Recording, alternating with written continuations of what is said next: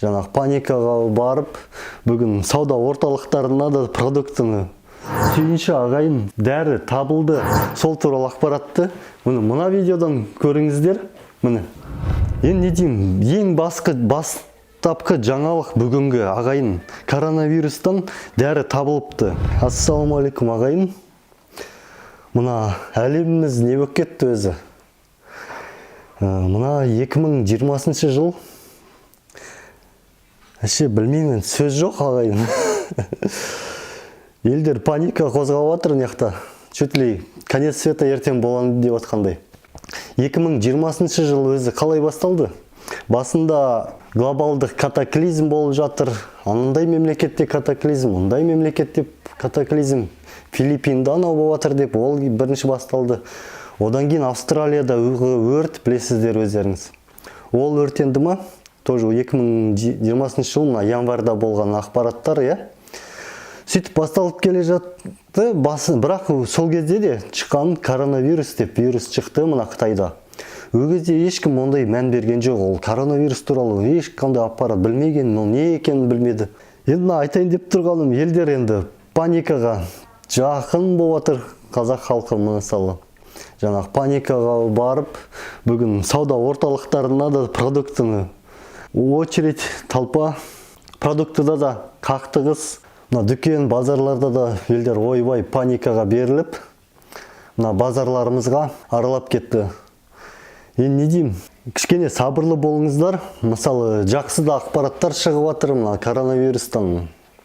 Алладан ғана дұға етіп, Алладан ғана сұрасаңыздар, Алла өзі сақтайды. Алдында мынандай ақпарат шыққан. Мына елдер шум қылып, Құран кітаптың ішінде кірпік тауып, соны кірпікті қайнатып ішіп деп, сондай WhatsApp дегенде бір жағынан бәле болды ма? Өз қалай өз. Енді сол Құдай сақтасын, енді ол жерде мына паникаға берілмеу керек. Ол жерде, мысалы, ол дұрыс емес деп ойлаймын. Мына Құран кітаппен жаңағы сондай сөздер айтып, бір кісінің түсіне кіргітті, мысалы, пайғамбарымыз түсіне кірді, ол сөйтіп айтты, кірпікті ішіңдер деп. Жаңағы Бұқара сүресінің ішінде жаңағы деп. Неше түрлі ақпараттар шығып жатыр, қорқытып жатыр енді. Бүгін официалды ақпарат, бүгін мысалы түске таман таңертең Қазақстанда 2 адам, жаңағы зараженный 2 адам шықты. Сол 2 адам Германиядан келді деп айтып жатыр мысалы. Мен ойладым, қандай да болса мемлекет, бірақ сол Қытайдан келетін шығар деп.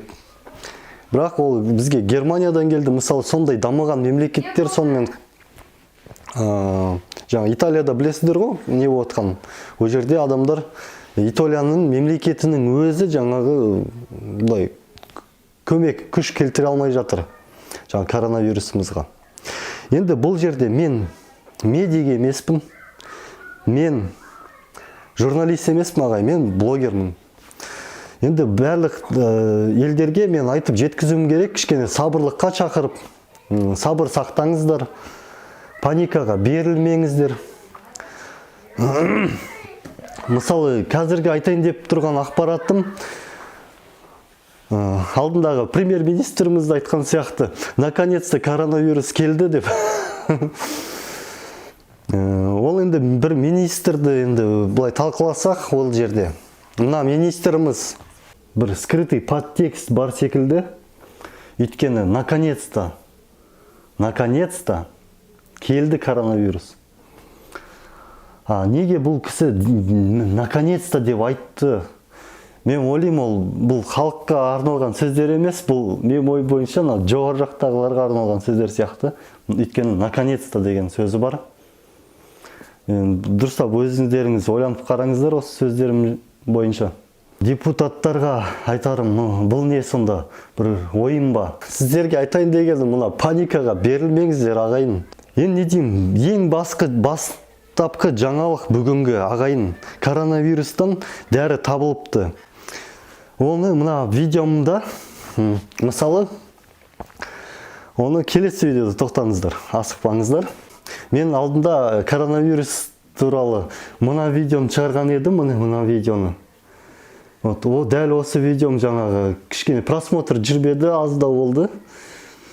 Болмады. Бірақ айтайын деп отқаным, енді жаңағы коронавирус туралы дәрі табылыпты, сол туралы ақпаратты мына видеодан көріңіздер. Гилят туралы ғылымдар және оның эксперименталды вирусқа қарсы препараты ремдесивир COVID-19 ауыр науқастарды сауықтыруға көмектесті. Diamond Princess круиздік кемесінде SARS-CoV-2 инфекциясын жұқтырған орташа жасы 75-ке жуық 14 американдыққа препаратпен Жапон ауруханаларында емделді. 2 аптадан кейін барлығы аман қалып, жартысынан көбі қалпына келді. 5 американдық қатты ауырып жатыр. Күніне 10 күн ішінде 17 пациент ішілік ем қабылдады. Кеме 5 ақпанда Йокогамаға қонғаннан кейін карантинге жіберілді. 700-ден астам жолаушылар мен экипаж оң нәтиже берді.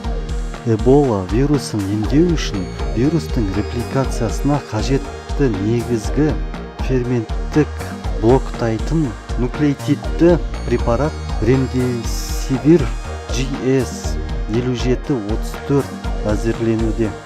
Енді бұл жерде бұл компанияның Gilead Sciences деген компанияның акциясы бір күннің ішінде жаңағы адамдарды жазалды деген ақпараттан кейін 6%-ға өсіп кеткен акциялары.